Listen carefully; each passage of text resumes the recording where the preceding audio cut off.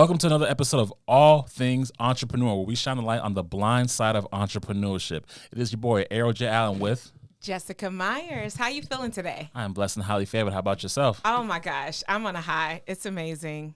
It's awesome. Now I'm not gonna lie. Quick sidebar. I actually we're gonna talk about it later on because I had something happen to me before I got here, but we'll talk about it in a second.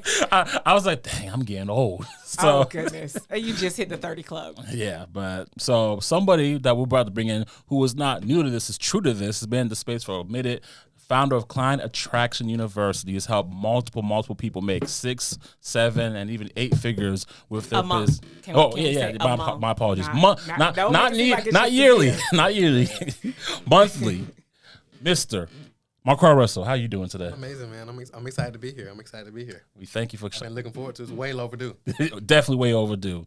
So let's just dive straight into Marquel. How are you doing? And the man, the myth, the legend. How did this come to be, Client Attraction University? So it's very interesting, right? So, I mean, how does it come to be? I mean, in short, the grace of God, right? Mm-hmm. So it's crazy that when I wake up every day, what I get to do is what I get, this is work, right? So which is crazy, especially coming from where I come from, right? So I actually stumbled across all this kind of. So I was I tell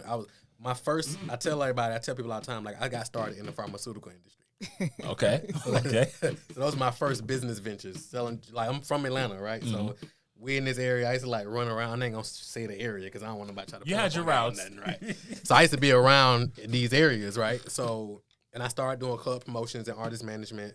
And I was in the club one night and I got pitched on network marketing. You familiar with network marketing? Yep. So I got pitched on network marketing. I went to a home meeting, saw them. They broke the whole thing down. Was like, hey, we can get all this money. So I joined, and I was like, that didn't really go the way I wanted it to go. But then that actually led me into online marketing. Mm-hmm. So that's when I started learning about online marketing and saw all these boys making all this money. And at this time, it wasn't as many people online that looked like us who was teaching this stuff. It was mostly older white guys, some older white ladies, but when nobody looked like us. So I was like, man, if I can figure this out and share it with our people, it could be a game changer, or even some people who aren't aware of this. So I kind of went all in, started buying stuff online, and then people started asking me to coach them. This is before coaching was popular. Right now, everybody's a coach, right? But this was I didn't even know coaching was a business. This is probably 14, 15 years. So this was it's funny. Sometimes I do episodes and they be like, man, I thought you got started doing COVID. I was like, nah. You've been here way before that. Right. I'm true to this, not new to this. For sure. So got in, started doing that. And then people started asking me to coach them. And I was like, what you mean coach you? And then I found out that coaching was a business. So we started a coaching business, end up getting that to 6 figures. And then people was like, man, how did you do that? So we started teaching our client acquisition process. And then I found that most businesses have a hard time getting leads and then converting those leads into clients. So we started a company called Client Attraction University. That's essentially our marketing arm of what we do now. We grew that company to be an Inc. 5000, fastest growing company. Amazing. We helped probably 3,000 businesses or more with their marketing. And what we found was that was just a piece of the puzzle, though. So as we scaled 2 companies, we found that marketing and sales is a piece of it, but that's just a small piece of it. You got to have operations. You need to have team. You got to have systems, finance. It's levels to it, right? Yeah. And I was like, as we're helping individuals get to $50,000, $100,000, $200,000, $300,000 a month, it's if we don't make sure they got the systems and infrastructure in place, we're actually setting them up to fail. Mm-hmm. And we had to go out and figure out the systems and infrastructure, the finance and all that, because when nobody really teaching it, everybody was just teaching marketing and sales. Then once we learned it and we started implementing it, and then we created a company called Strategic Scale Institute. And that's a huge focus of ours now, is helping individuals install 8 pillars of what it takes to build a business that's more sellable, more profitable, more scalable, more sustainable, and enjoyable, and showing them how you can actually build a 7-figure or 8-figure company that can actually run without you, so you don't got to hustle and grind 24/7 like most people would tell you that you got to do. Yeah. So go ahead. What were you about to say? No, you got it. Because I'm like, what was in you? Because my sister, she's an educator, and she teaches kids all the time who, they dealing with in high school. You really? Mm-hmm. So what made you separate and be something different and be more and go after it and be progressive? Meaning coming from the streets? Yeah. So for me, even when I was in the streets, I was always enterprising. right? So so like for me, when I was in the streets, I wasn't never like a corner boy, right? So like when some people, when I tell them like I was in the streets and all that, they automatically visualize me standing on the block at the store, pulling up, getting a couple bags. But I was like, that never made sense to me when I was in the streets, because it was like, at any point they can pull up on us and lock everybody up, or we can sell to an undercover or something like that. And that's what was going on. So I was like, okay, it got to be a better way than this. So I was like, okay, if I can position myself to serve them, and now they got to, because they got to re-up. So if I'm the person that they re-up with, that puts me in a better situation. So I always kind of moved in that particular vein, even when I was young. So it was just always something that was in me. And I think probably my mom was an entrepreneur, but she was a hustler too. My granddad was a hustler. So it kind of was just something in me. Even in that, I was like, all right, we're going to take this thing and we're going to build an organization, and we're going to take this thing to the top. Like, I don't just want to sell a few bags here and there and make a little money just to ball in the club. Let's really turn this into something. So I always kind of had that mentality. Some of my homies was like, let's just get some money, blah, blah, blah, blah. No shade to them, but I was like, okay, how do we turn this thing into something big? And then that led into like the music, because like I grew up on like Master P, you know, Cash Money, Rap a Lot, you know, Jay-Z. I didn't grow up on Jay-Z, but I saw their movement that they did with Rockefeller, and a lot of them was like a lot of their circle was like street dudes. And it was like, how do we take this money from the streets, and then how do we parlay that into investing into Hove, and then we build a company around it. So I saw cats doing that type of thing. Even locally, I saw cats doing that with like local independent labels who was doing their thing. And I was like, so this is how we get money in the streets, and then how we parlay it into this. But never in a million years did I ever think that I'd be on stages, on people's shows, helping people build companies. Like that was like, this was God's plan. Mm-hmm.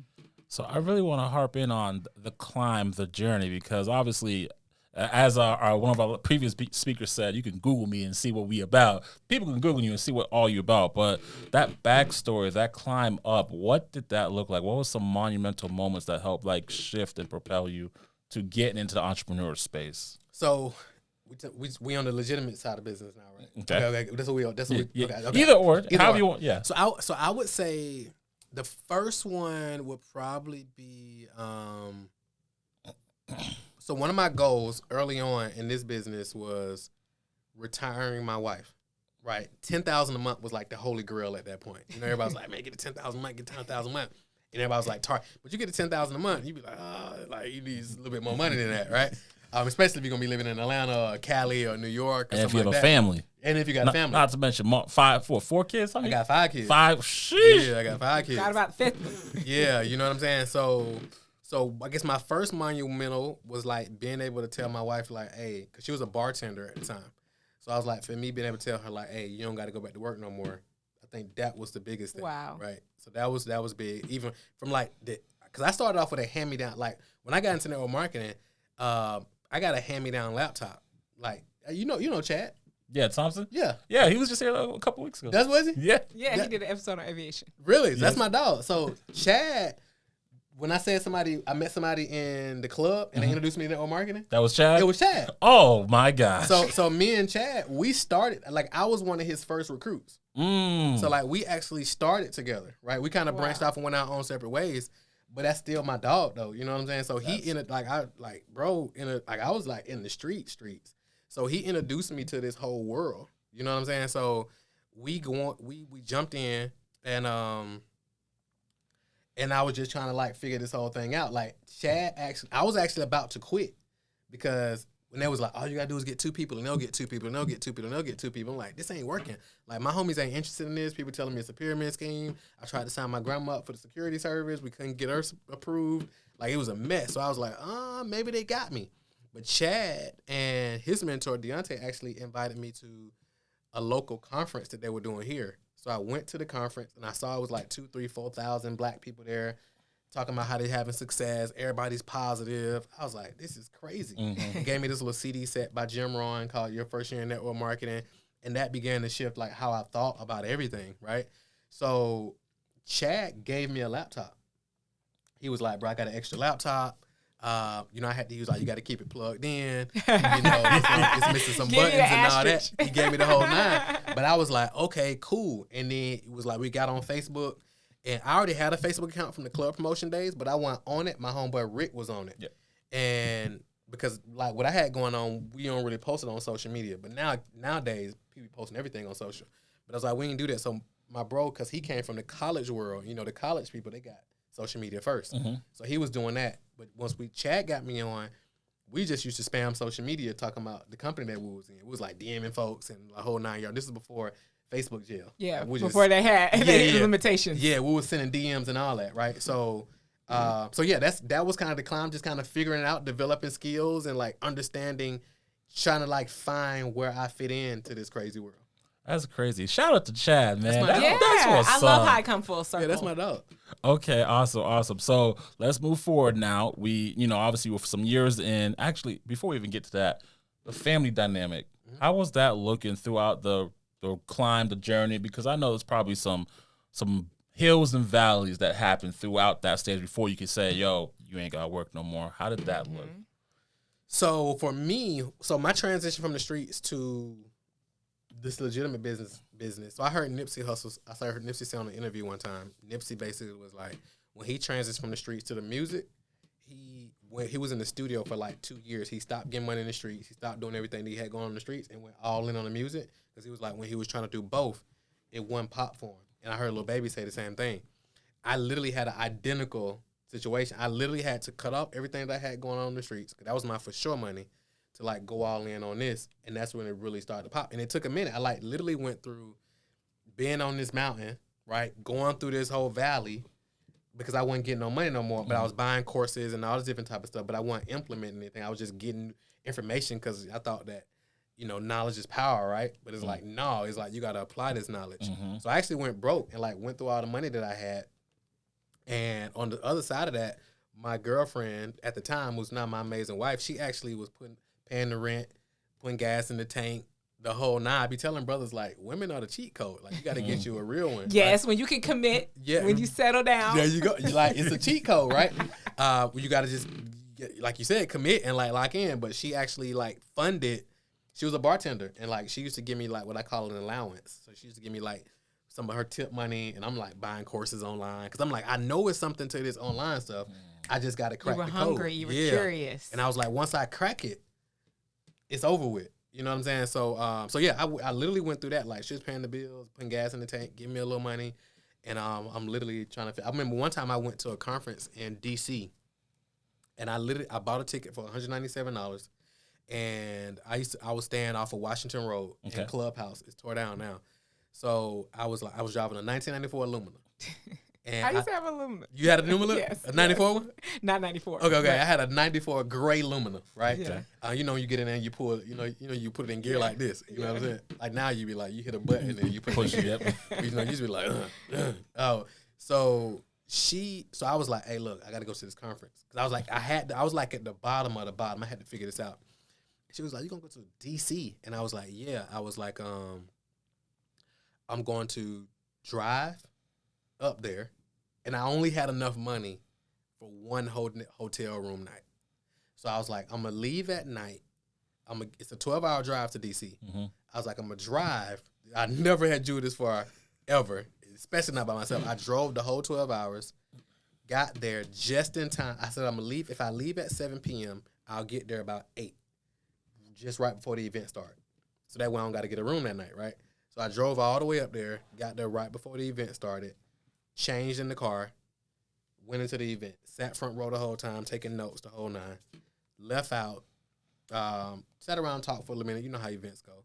Went and found the room at the, I think it was a Motel 6 or something. I went to Wendy's first. That's when I was eating Wendy's. And the $1 menu. Yep. Yeah. Double stack, fries, or water. 4 for $4 probably. I was like, people who don't know what that means. Yeah. The $4 menu now. Yeah. It wasn't 4 for $4 then. It was like 99, the 99 cents. Yeah, I used to hate my mom. Like, give me the 99-cent burger. I'm like, give me the double stack for 99 cents, fry, a little small fry, water, I'm good. So I got that, went to the room, ate, went back the next day for the second event, sat through the whole time, left there, and I was like, I sat around and talked for a minute, but I was like, I need to get on the road. I got 12 hours back. So imagine ending an event at 8 or 9 p.m. and then driving 12 hours back. No sleep. No sleep. I pulled over a little bit and tried to get a little sleep on the side of the road, but y'all know there ain't never enough sleep on the side of the road. So I tried it, but it was a push. It was a grind like the whole way back. Awesome. Yeah. I love it because there's so many elements that are coming out now as far as the base of what it takes to get to the success that you have. It's the dark side of entrepreneurship, right? Yeah. So let's talk about you're finally getting momentum, steam. We'll say Client Attraction University. Things are going off. Money's coming in. Now you got to build out your team. What was your first hire? My first hire. And why? My first specific hire, because like even Dre, you mentioned Dre earlier. So when Dre came on board, so Dre was at one phase of me growing the company. Dre was a client, and then Dre, what we were doing was very similar. He's heavy on like the performance, the mentality side of things that entrepreneurs need. Yes. So I was like, bro, why are we doing it separately? We should come together and do it. So we partnered. And initially, it wasn't even a money thing. He was like, all right, I'm going to just do my thing, and we'll just kind of see how this thing unfolds. Okay. So our first technical hire was a salesperson to like begin to help start taking enrollment calls. Gotcha. And training him up, right? And again, the obvious reason was like, okay, we're getting so many calls coming in. We need to start having somebody else who can take these calls, and I can pull out and I can start doing other stuff. And then the second, probably one of the most critical hires was Bianca, my operations director. She's the operations director now, but when she came on board, she was a VA.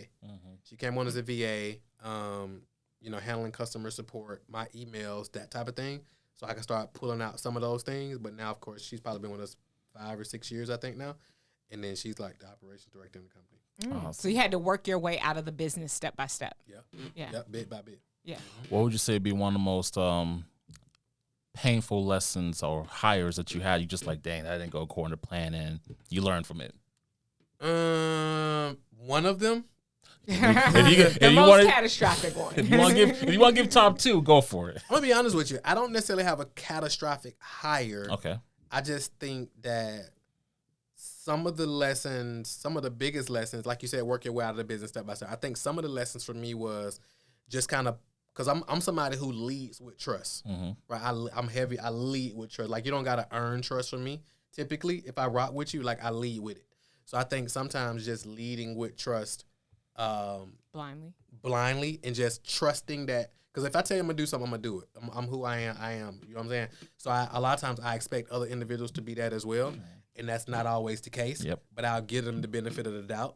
And I think in some cases that's, I wouldn't say burnt me, but that's some areas where I've learned. Whereas like, okay, now I can't take my hands off as fast as I normally would have, because I can trust but verify. Yeah. So now I got to take the trust but verify route a lot more. Okay. Yeah, I will say I definitely felt that as well. Like you said, you expect people to show up like you would. Yeah. And that's what I mean by the underlying things that beyond the money. Like, I can show you the systems for the money, but it's that character development, because that's actually how I connected with Dre, through character development and personal development. It's like, this is really what sustains you, because you can get wealth, but you can lose it real fast too. 100%. 100%. Biggest client success and biggest client fail. Oh, not the fail. Mine's the fail one. Just say biggest client success. Biggest client success. Let's talk to client failures as well, right? So I think biggest client success, it's tough to say biggest. Can I just rattle off a couple? Yeah. So I would say one of the coolest is my guy Kristen. You probably know Kristen the Truth Jones. Yep. Just incredible human being. Like, I think Kristen is 17 now. I think he just got his first D1 offer to go play football in college. Like, that's been his dream. When we met, Kristen was 12. So I used to do a youth entrepreneurship event here in Atlanta at Jackson Memorial in Adamsville. And I saw what he was doing, because his mom had already put him on speaking and stuff like that. He was a Les Brown certified speaker the whole night. Oh, wow. Right? So I was like, this young brother is sharp. And so I reached out to his mom, and I was like, hey, I'm doing this youth event. What would it take to get him down here to speak? Because I was like, I want these kids to see him. Like, they hear me, but I'm like big bro. Yeah. You know what I'm saying? But I want them to see him, right? So she was like, all right. And I had also booked Eric Thomas. Shout out to my guy Cantus, who like made that happen, right? So and she was like, well, I see you got Eric Thomas coming. Kristen has always wanted to meet Eric Thomas. So she was like, if you can make sure they meet and connect, I'll just fly him down, because we're in Germany right now. And I was like, cool, I'll make that happen. So I got with Kansas. I was like, hey, if my man come down, can you make sure that they connect? And he was like, yeah, definitely. So I got him down. Kristen did his thing. A week later, he texted me. And he was like, would you mentor me? And I was like, of course. So we jumped on the phone. He showed me what he's doing with his products or whatever. I showed him how to create like a higher ticket offer for like, I was like, for $3,000. He launched it, did exactly what I told him to do. He was 13. No, he was still 12. He made his first $3,000 sale. And he was like, Mr. Russell, he was like, by the time I turn 13, I want to make at least 100,000. Right? So he made 13. Just Wow. like 13. I thought you started young. Yeah, I know, right? exactly. I'm late to the game. Yeah. Exactly. He was like, I want to make my first 100,000. And by the time he turned 13, he made 103,000. Oh wow. A couple years, from there, he got to the point where he was making, $200,000-$300,000 a month, right? A month. Yeah. You see that? You see what I had to correct you? Yeah. It's a month. I peeped. Yep. So that's one example. And of course now, imagine going to D1, going to the NFL, and you're already up a few million. You're already up. Like, you got a lot of leverage. Downgrading myself. Yeah, you got a He's lot taking of a pay cut. Yeah. to go play for the NBA. You got a lot of leverage. You This got a is lot of play leverage. cut. Ooh, Yeah. that's So interesting. that's one example. Another example I'll just share, because that's on the male side, on the young lady side. So Dr. Carwana Irvin, amazing individual. She's in the government contracting space. So she when she came to us, she was doing incredible. She was like, I was stuck at 40,000, 50,000 a month. That's like her testimony. And she was like, a lot of people are like, stuck. Right? And she was like, I'm getting that this year. Yeah. She wanted to get to the millions though.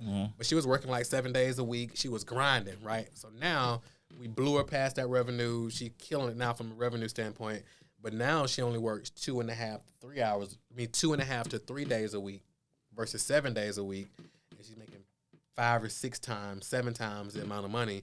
But now she got more free time and so she can do. She told me the other day, she was like, I be looking at my schedule and my schedule is clear and there's nothing else for me to do. And she was like, I be trying to find stuff to do because I'm making more money than I ever made, but I'm only working 2 or 3 days a week. And I can do all this other stuff. So that's where it comes into having a business that can run without you. That's when you have a good team and structure in place. Yeah. That's the idea, man. Yeah. So let's talk about the average entrepreneur coming into the space, want to make money off the internet. What are some beginning tips or tricks that they can, start off with? I think the biggest thing is like to get focused. Okay. Right? It's so many voices. You get so much conflicting advice. And then a lot of times you're getting conflicting advice from people who ain't never did it. Mm-hmm. Right? So it's people who don't watch the podcast, or they don't read a book, or they don't bought a course or went to a conference. And now they're an expert on it. But let's harp in on that because, we say get focused and, what does that look like? Like you study this for a year, give it a good 2-year shot and then if it don't work. I'm like, do the thing. So it's like if real estate is going to be your thing, like go do, like you should have a deal done. Mm-hmm. Like before you start teaching people about real estate, in my opinion, you should have some deals under your belt. Yep. Right? Course. That's my opinion. Like some people say, well, Phil Jackson, he didn't win a championship, but he coached Michael Jordan. Yeah, I get that. Right? And I get there's some people who can teach conceptually. Yeah. I wouldn't hire them, though. I want you to actually have done it, right? If I hire you as a marriage coach, I want you to, like, have some struggles in your marriage and actually be married. I ain't saying, now, is there some shade to marriage coaches who aren't? No. I just wouldn't hire them. Yeah. You know what I'm saying? Yeah. If I hire you as a fitness coach, you're going to have to, like, be... You better be in shape. Yeah, You're going to have to be in shape. Like, I don't want you to be like, you know everything about getting in Yeah. shape, but you Yeah. aren't. Yeah. That's just me, though, right? You know what I'm saying? So you're not going to the barber with no haircut. No, you know what I'm saying? That's just me, though. You know what I'm saying? So it's like, I'm like, okay, figure out what's your thing. So typically when I work with clients, we have this thing called the rule of one. Yep. Right? So I tell them, pick one target audience, figure out the one problem you're going to solve, create one offer, just one offer, where you can charge a premium. I call it a Godfather offer. It's an offer they can't refuse. And it's a thing you can look them in their eyes and be like, this thing is going to help you get results. And charge $3,000 to $10,000 or more. So let's... Oh, wait, I was Oh, on you the still tip. go my bad. Yeah, I ain't finna. I'm giving you the rule of one. Go ahead. So first of all, pick what's the one problem you're gonna solve? Mm-hmm. Just one problem. Who's the one target audience? What's the one offer that you're gonna serve them? And then what's the one conversion mechanism that you're gonna use to sell it? Are you gonna sell via webinars? Are you gonna sell via the phone? Are you gonna sell via stage? Just pick one, right? And then pick out one funnel. Because there's a lot of people going to tell you a challenge funnel is the best. Some people are going to tell you a tripwire funnel is the best. Some people are going to say a high ticket funnel is the best. Some people are going to say a webinar funnel is the best. They all work, but it's really hard to like dial in all of them at one time. right? So it's like figure out your one funnel, figure out one traffic source of how you're going to get consistent leads coming in, ideally a paid source because you can leverage it. Start creating one piece of content a day, right? And then as you're getting leads, send out one email a day. And as you do that, a year at a time, 1 year at a time, it'll lead to 1 million. Ooh. But you got to get focused and like stop listening to so many voices because that's the fastest path to like pull you all over the place.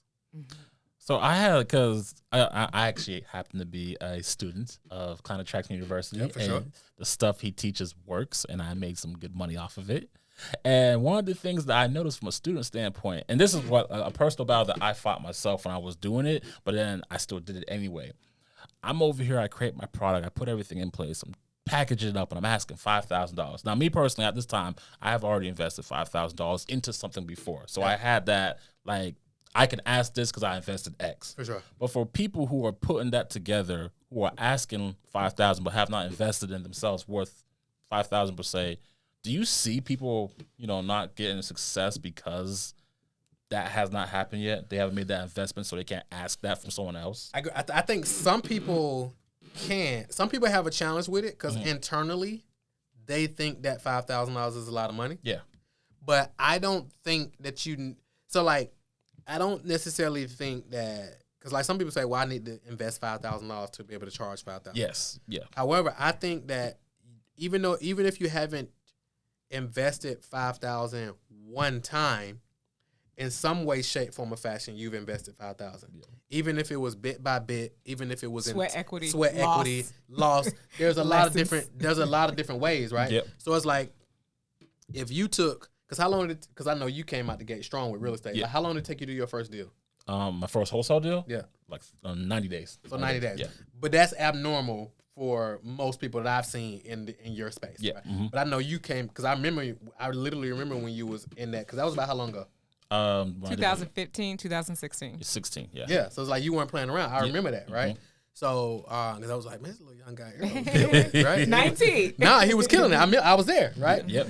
But it was like and the beautiful thing is, by you being so young, you didn't have a lot of the self-limiting beliefs that a lot of older people had. You were just like, well, this is obvious. Let me just do the work, right? So you didn't have that. But but some people is like, based on the skills and what they've gone through over the years, and you're shortcutting the process, you can charge a premium price because you're literally saving them 5, 10, 20 years for some particular, in some scenarios. I understand. Yeah, because my thing is, if you can't afford that car, what do? You go get financing. So we do the same thing for college. Yep. Do the same thing for this part of education. Yep. Like, you got to make the sacrifice.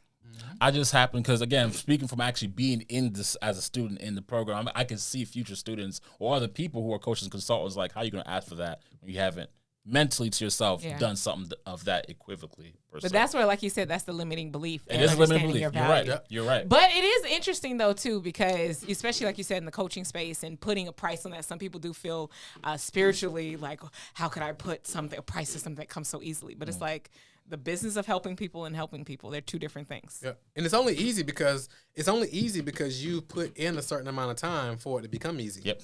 So I give you an example. So we had a plumber one time, out of our old crib, the garbage disposal stopped working.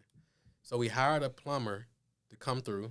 He came, he looked in the sink, he looked under it, tapped it a couple times, and went out to the garage and he turned the breaker off. And he came back in and he did something, went back out, turned the breaker back on, and it started working. Probably took him about 15 minutes. Yep. And I was like, so our invoice is less since it was only 15 minutes, $100 bucks, right? And he was like, nah. But it's like he's put in a level of time for him to be able to do that in 15 minutes. Yep. There's no way I could have fixed it in 15 minutes. So that's what I'm paying for. Now, some people are like, well, that's not worth it. It only took him 15 minutes. Well, no, he's invested the last 5 or 10 years or whatever developing a skill where he can actually do it in 15 minutes. Yep. Totally understand. So what would you say some impactful works, books, or stuff that help, shape and mold along your journeys? You did say Jim Rohn in the beginning. I remember that. First Year Network Marketing, that's a good one. I listened to that too. Any others? So many books, man. I'm such a nerd. I want to preface something, because a lot of times people ask, what were the books that changed your life, or impacted you. Here's the thing, though. I don't believe books change your life, right? Because, like, if you're in a room and you're like, how many of y'all read Think and Grow Rich? Most of the people are raising hands, especially in the entrepreneurial room. Yep. And it was like, and you'd be like, all right, what's one of the principles? That's the thing. I always ask them, what's your statement? And they be like, huh? They be like, I'm like, huh? the entire book literally is each chapter breaking down your statement. How did you read it and have no statement? They have no idea. They be like, what statement? They be like, what's the first one? They're like, It's like people be reading books for talking points just to say they read the book. It's like the amount of books you read is a vanity metric, right? Like Cat Williams. Yeah, it's like, there you go. There you go. Whoa. Well, I know. I mean, I was gonna ask if you read the same number as he has. He's read thousands. I haven't read the same. I don't know I don't know how many I've read, right? I definitely wasn't reading when I was that young, for sure. Not that many books, right? But yeah, so preface that, like, it's the application. Because I used to be the guy where I was like, I'm gonna read a book a week. But then it's like, if I'm not getting at least one nugget, but now I read books from, I don't gotta read a book from end to end. I'm reading books for, like, actionable nuggets, right? And That's spark. If I get one thing, I'm like, okay, I'm done with this book. So I don't got, it's like a plate of food. It's like, once you get full, it's like, you don't got to, or 80% full, you don't got to kill Finish the out whole the plate. plate. Yep. Mm-hmm. You got what you need, right? So I will say, based on me applying some of the stuff that was in it, or like big shifts, I would say, with the risk of being cliche, I mean, the Bible is like hugely transformational for me. I got really put on, I didn't grow up in church, but I really got put on the Bible like in jail, right? You don't really got nothing else to do, right? So not for real. And I actually end up going to a Bible study, and I was like, okay, this is interesting. And that kind of took me down that rabbit hole, right? So, and it's so many business, you can name any personal development book. All those principles are from the Bible. Yeah. It's like none of those principles are like new. Like they're all in the Bible, right? The law of attraction, that's in the Bible. Paradigm shift. That's all in the Bible. Talking positive, like that's all in the Bible. Like it's literally all there. So the Bible. Another one is what's another one I would share? The War of Art, Game Changing. It's by Stephen Pressfield. Not The Art of War. By Sun Tzu. It's The War of Art by Stephen Pressfield, and it's all about resistance and overcoming resistance. Oh wow. Game changer. I need to read that now. Yeah, Outwitting the Devil by Napoleon Hill. Yeah. Game changer. I recommend listening to it as well. It's crazy. And it's all talking about how he's interviewing the devil, essentially. And the devil is basically saying, my greatest power is getting people to drift. Because he was like, if I can get in your mind and get you to drift and get you off of your definite major purpose, like we talked about in Think and Grow Rich, I got you. So I get the people who are drifting through life. Those are my target audience, so to speak. So I would say those are some of the most powerful ones that I can think of. Right? He didn't say it. He didn't say it. Okay. We have a theme. Well, she has a theme. So most times when we ask people that, somehow, some way, someone's top 3 to 5, The Alchemist falls in there. I like The Alchemist as well. I know for some reason I normally don't. So typically when I go to a top, those are my most recommended. So Outwitting the Devil and The War of Art are typically my most recommended. One of my newer favorites is Peaks and Valleys. I haven't read that one. It's super powerful, but I like The Alchemist, but it's not one of those ones where I'm like, hey, you got to go read it. You on the right side of the table today, Marquel. Thank you. I It's all and I think I think it's dope though, but for some reason it just never like is my. You on the right side of the table. I be so connected with definitiveness of purpose. Is always a tongue twister saying that. That literally because it's to create memorable, magical moments to allow people to experience their highest version of self, and that's really what I tapped into. And The Alchemist really takes you on this journey, like it's powerful. This is how. And I often see myself in that desert storm where all things that I've been through are like coming to a swirl. So that's why I love it so much. But like they say, keep living. All right. He's like, I read it. I did read it. No, it's and good. it was good. I'm not saying it's not a bad read. It just didn't impact me like it may have impacted you. That's all. I think it's dope though, because to me the premise is, I think you hit on it as well. To me the premise was he went on this full journey to look for something. That was inside. That was always time. And like, how often do we do that? How often do we go through life doing that? It's like you're looking for all the things, and the whole time the thing is it's you. That's powerful. I love that. Oh, Yeah. Give me chills. So, who is Marquel Russell outside of business, outside of client attraction? Move all of that. Who is Marquel Russell? Business is just what I do. Yep. I am not. So like people are like, oh man, you Mark. It's like that's just what I do, Yep. right? Who I'm everything that God said I am, right? I'm a God, the head, not the tail. I'm created in God's image. The things that I do, I'm a dad, right? I'm a husband. I do business. I'm CEO, but that's all like hats that the world like put on me. But at its essence,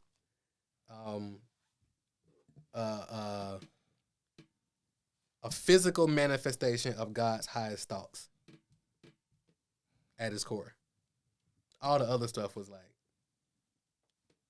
put on me once you get here. Yeah. Does that make sense? Yeah. It does. No, it Oh, makes yeah. perfect sense. Like when you really think about it, it's like God, I'm literally like God was like, this is boom.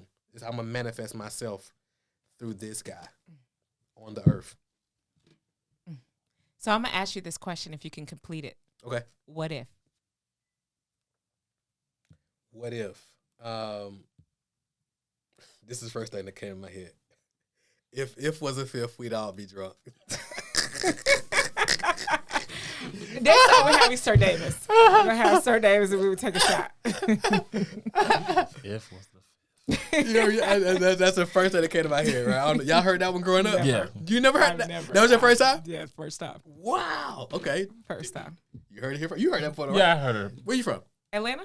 Really? You Born never and heard one? never heard. Wow. Okay. So what if? You said, how would I finish that? Yeah. That's tough. I'm really having a challenge finishing that because it's infinite possibilities. Right? Yeah. So it's tough. It's like, what if? So that was my way of asking what's next on the horizon. What's next on the horizon for me? Mm-hmm. So my whole focus right now is one of the so I read this quote the other day and it said, I forget somebody actually said it. He was like, life is lived forward, but it's made sense of looking backwards. Right? I'm paraphrasing, but it was something along that.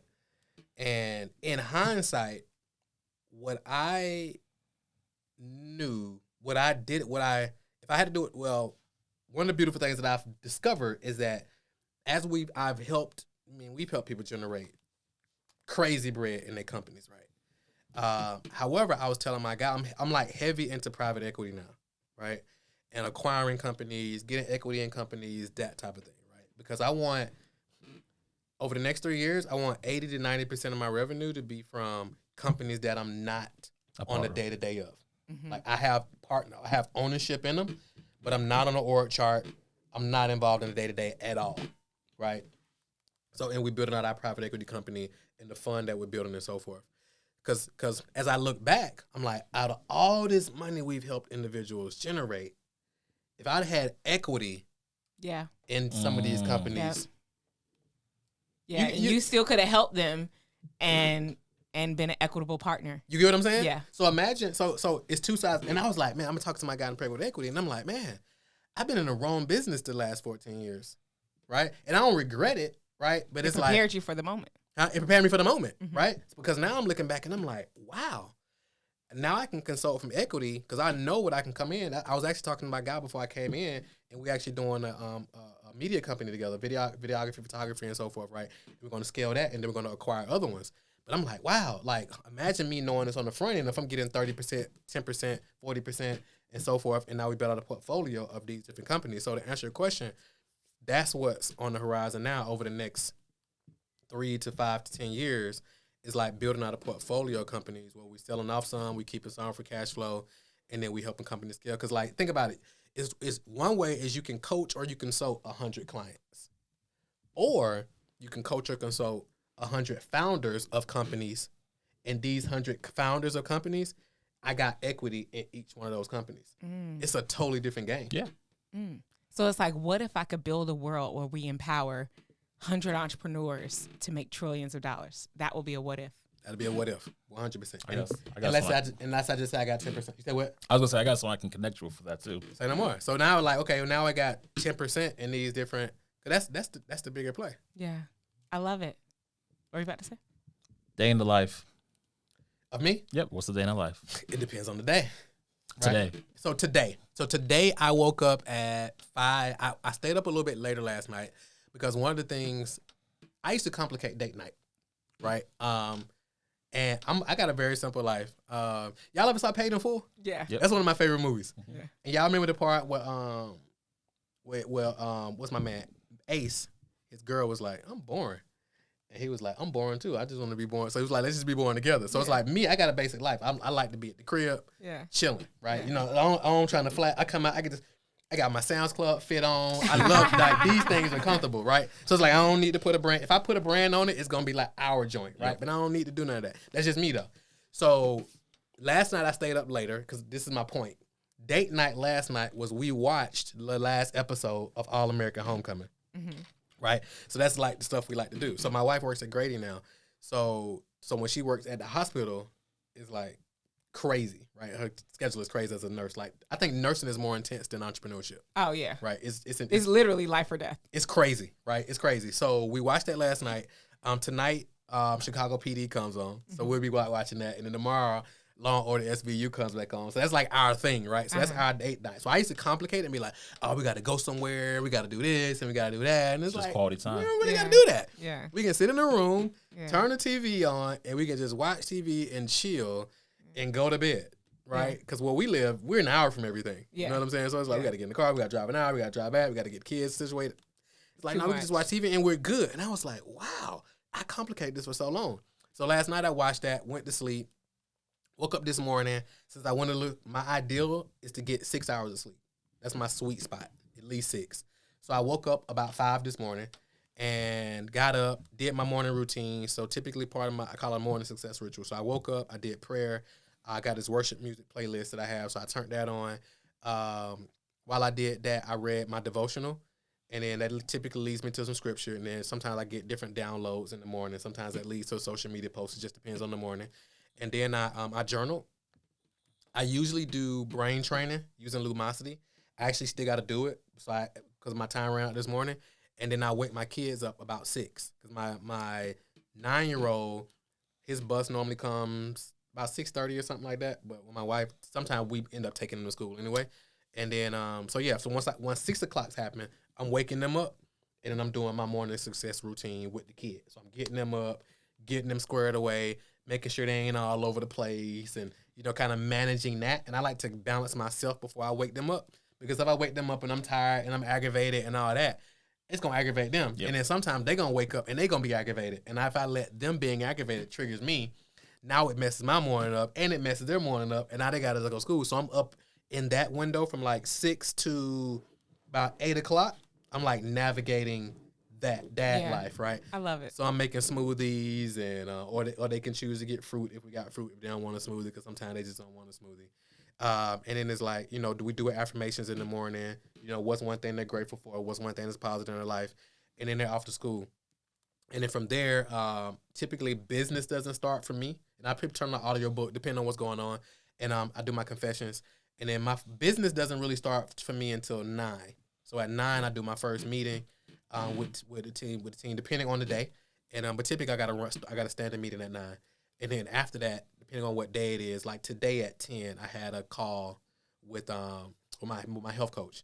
So we talked about like our next, because we had level 3 of like the health coaching I'm working with them. Mm-hmm. So we talked about, okay, what does the next 16 weeks look like? So that was just game planning, but sometimes that may look like a workout via Zoom, right? And so typically we'll do that 1 or 2 days a week. And then, depending on the day, it depends on if I'm going into, if it's a content creation mode, or if I'm just doing deep work, writing, creating content, or that type of thing, or if I'm, doing a podcast, obviously like we're doing now, it'll be scheduled. And then typically I like to be done, depending on the day, around about 4 or 5, just depending, because like my last son, he gets home, he's in middle school now, so he typically gets home about 5-ish, a little over 5. So if I'm not done by the time he gets there, I might be wrapping up a call. Like on Wednesdays, I typically do therapy, and then I'm typically wrapping that up about 4 or 5. Typically we do it about 4 or 5. So typically about 5-ish, I'm kind of wrapping up, doing my end of day report, that type of thing. And like, then I'm going into like, family mode. And then it depends on like what's going on that evening, whether it's Bible study or whatever the case may be. It's funny because we spent the entire conversation talking about how to make money and put it in your account, but it's like the true wealth is in how you get to control and spend your time. 100%. And just being able to even lay that out. There are some people who like, they got laid off from their job and they were like, I can finally go get a haircut during the week. Yeah. I'm like, something that simple, but you just listed out all the wealth, all the freedom, and what we do it all for. That's the real wealth. And that's why a lot of times when I talk about strategic scale, it's not about more. Right? It's not about a bigger business. It's not about more top line revenue. Because when I work with clients now, and again, this coming from a guy who used to be obsessed with bigger and more. Like I used to be like, hey, we made that last month. We need to double that this month. We need to double that this month. Oh, we did that event. We need to make this bigger. And I was like obsessed with that. But when I zoomed out, I was like, what's the thing that I really want? So now when I work with clients, it's like we want to optimize for closer and not more. And basically what that means is more pulling you away from what you really want. Because a lot of times I see business owners, they say that they want their priority is family, but as they're growing their business and obsessed with growing the business, is actually pulling them away from what they want to really get closer to, which is more time. So like, okay, let's just say, for example, they're like, hey, success to me is picking my kids up. Let's just say they're saying this. Success to me is picking their kids up from school at 4. But if they are willing to take a client or a deal that pulls them away from that, are you optimizing for more or closer? In that particular vein, you're optimizing for more. When you can say what's closer. So when I'm working with a client, I'm like, all right, what's the revenue goal? And the first thing they'll tell me is their revenue goal. But you know what that number is? It's top line revenue. So they'll say, I want to make $1 million. And I'm like, cool. But that's always top line revenue. Mm-hmm. So I'm like, why do you want to make $1 million? And they're like, well, because blah, blah, blah, blah, blah. Well, I'm like, well, if you make $1 million, but you only take home 30,000, you could have just got a job. Yeah. It ain't nothing wrong with getting a job. Yeah. So now we go another route. I'm like, what do you want to take home? Right? What do you need to take home for your ideal life? And then from there, we can determine how much the business needs to make. And not only what do you want to take home, but you want to take this home and. So let's say, for example, I want to take home XYZ and put my kids on the bus every morning or take them to school. Or I want to take home XYZ and wake my kids up, make them breakfast, have breakfast with them, take them to school, and be home when they get there, done with my day to help them with their homework. And we watch movies that night and go to church on Sundays and be at Bible study and be able to hit the gym and get an hour workout. So now we're optimizing for that. Yeah. Not just this arbitrary top line revenue number that you think you should hit just because. Because again, I talked to a client the other day and she was like, well, I want to take home $1 million. I asked because she was like a number and I was like, what's my take home? And she was like, I want to do $1 million take home. I'm like, why?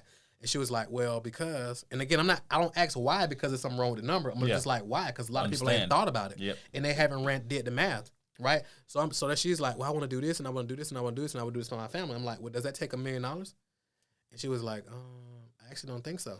So I'm like, let's figure out the number then. And then let's design what we need to make the number. Oh, wow. That is so powerful. I forgot where I heard it from, but they said you really only need to make about like $35K a month.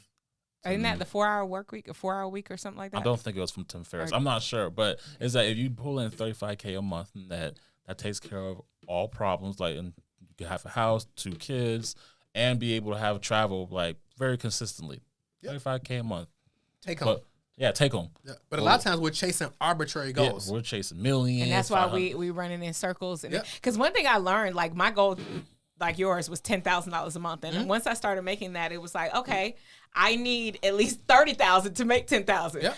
Okay, so you start making 30. You're like, oh, I need $50,000 to start making, and you start, and it never stopped because it was like, like you said, I didn't factor in how much money it takes to make the money. Yep. How many people you need to hire, how many teams you need to have in place, how many systems you got to pay for. So that's especially if you ain't doing it right? Because like if you're not careful, the more money you make, the more it's costing you to make that money. So now you find out, wow. At $500,000 a month, it's costing me $400,000 a month to make this.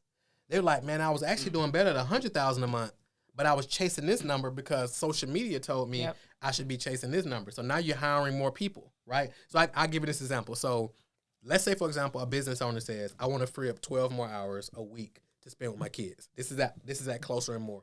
So let's say they say, okay, I want to free up 12 hours to spend more with my kids. I want 12 more hours a week with my kids. I'm like, cool. Typically, the internet is going to say, well, just what? Delegate it.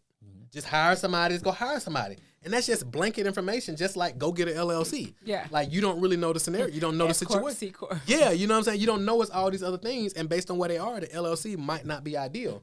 That's just like people saying, well, just delegate it. Just hire somebody, right?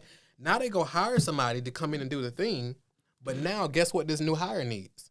This new hire needs training. This new hire needs a direct report. Yep. Guess who becomes the direct report? You. So now you've not only added some more overhead, right? Another task. But now you've added another task and probably about 12 to 13 hours in additional management. When in reality, we could have zoomed out and be like, okay, is this thing that we want to hire, does it need to be delegated or does it need to be eliminated? Because a lot of times we're delegating stuff that can just be eliminated. And now said a word right there. Because at the end of the day, we're optimizing for this. Like, if the priority is this, like my kids, I got a 4-year-old, I got a 9-year-old, I got an 11-year-old, and then my oldest are 21 and 23, and my 23-year-old has a son. So it's like, I want to maximize as much time with my kids and my wife as possible, right? And if I'm just chasing, and my kids don't care how much money I make. As long as I got the money to do the stuff that they want to do, they're not like, oh, you made this is my, oh my God. It's like, at the end, at the end of the day, right? So it's like, okay, what's the things that I want that matters to me? Because if not, we can easily get caught up in like this chase of meaningless more. Yeah. Of which I like to call the entrepreneurial rat race. Yeah. It's the entrepreneurial rat race. And you're making more money. You're like, man, you know, I make $10 million a year, or I make $1 million a month, or I make 8 figures. And you have all these numbers online. And it's like, a lot of times it's top line revenue, right? And at what cost? Yeah. It's like your kids never see you. And this ain't no shade to nobody, but it's like, it depends on what you want. If you're like, hey, my kids and my family understand that the mission is more important than anything, and making more money and all this, and I'm chasing money and I'm doing this and I got to afford this lifestyle, I get it. Ain't nothing wrong with that. But it's like, at the end of the day, what do you really want? And I know for me, the family is at the top of my list. Yeah. Because when it's all said and done and you ill and you on your deathbed, they're going to be ones right there 100%. to carry you over and to get you through. Yep. That's powerful. That's for me. So, but I'm going to say everybody got to figure out what their thing is, because a lot of times it's just this endless chase of meaningless more. It's really just knowing yourself. Yep. Because ultimately people just think making more money eliminates the problems or stresses of today. It's like, no, just... Bro, my therapist always tells me, well, he not tells me, but he always says that money only solves money problems. Yes. And he said when you got the money to solve all the money problems, now you're stuck with all the problems money can't solve.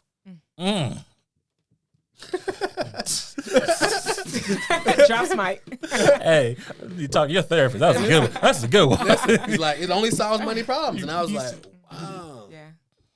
Yeah. Well, awesome. Because we keep thinking that money can solve more. Because I even met with a popular artist, his manager. I was asking him, I was like, I know you've been in a room with billionaires. And he was like, yep. I met a guy who was a billionaire who was looking for 3. I was like, so it never stops. It never stops. He got $3 billion and he looking for more. Looking for more. Cause they like, oh, you a baby Bill. You're a baby B. Yeah. I was reading this book the other day. It was called Nothing, what was it called? Never Enough. It was written by a billionaire. And he was basically talking about when you go to, like, he was like, when they go to their events, it's like, oh, what kind of jet you flew in on?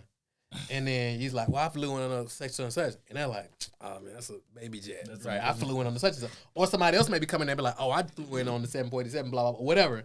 And now he's like, he feeling good. And another person say, oh, man, I'm flying on the such and such. And now all of a sudden, this guy will feel like a total loser because this person has a bigger jet. Like, straight up. It never ends at any level. So you really got to decide, what do I really want? Knowing yourself. I love it. I love it. So how can people get in contact with you, stay in touch? So whatever your favorite social media platform is, I'm there. So if you're on Instagram, for example, it's just Marquel Russell, Marquel Russell.